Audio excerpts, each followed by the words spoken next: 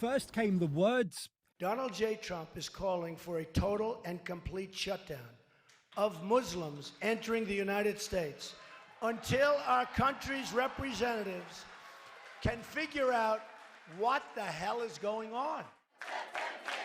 Then came the travel ban. I call it extreme vetting. But all this behind anti-Muslim hate crimes? Really? I'm very fearful for my life. No doubt, say these women. It's almost like it was dormant and then it came out when Trump made it like the norm. Fatma and Shahrukh, both Americans, both Muslim, both in the midst of an Islamophobic nightmare, and they don't know when it'll end. I've had a situation where a young man was in, American white, whatever you want to call him, was in his big old tough truck, and I was at the gas station. I had my little one in the car, and he spit at me, and he's the one that mentioned, go back to Saudi Arabia and see if they'll let you drive. And he said, you're at my pump, and he started using profanity. I'm thinking, I paid, came back to my car, and you just pulled up to the gas station. And I cried the entire way home, took a different way home, and I didn't know what to do.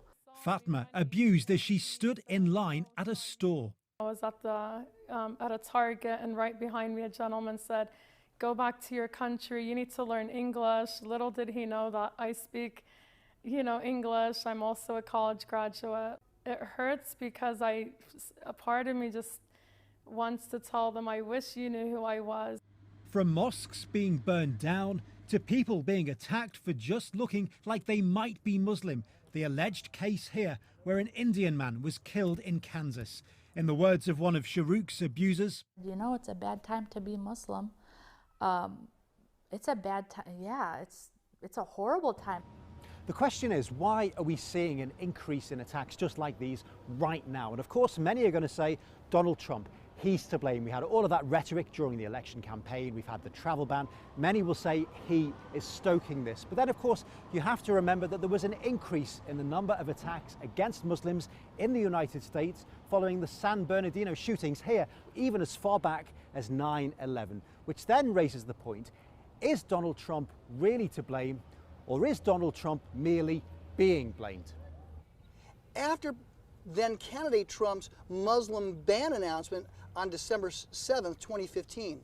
In the next 5 days, we saw an 87.5% increase in hate crimes against Muslims. Well, those are official numbers from experts who study this day in, day out. That's not to say President Trump is necessarily responsible. So there appears to be a correlation. We don't know if it's a cause yet, but there appears to be a correlation between political rhetoric and hate crime. But it raises the question, could Trump do more to help stop it all? Here's what history tells us. Following the 9/11 attacks, hate crime spiked. 6 days after those attacks, though, President George Bush spoke at the Islamic Center of D.C., speaking of tolerance, and hate crimes dropped 66% in the next 6 days. For those being targeted right now, in 2017, it is becoming a way of life. My biggest issue has become being visibly Muslim. I'm finding it harder and harder to keep the hijab on, which is extremely unfortunate because I've had it on for 20 years, most of my life. I don't leave after dark if I don't need to.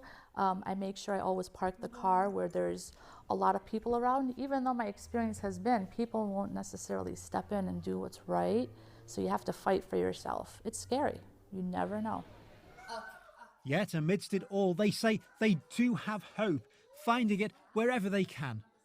As much as there is all this negativity and, we're talking about all this anti-Muslim rhetoric, I do want to say that I am hopeful because in the Quran it reminds us with every hardship there's ease, comes ease. So out of all this, hate that Trump is, all this hate he's spewing, I've noticed so many people coming together.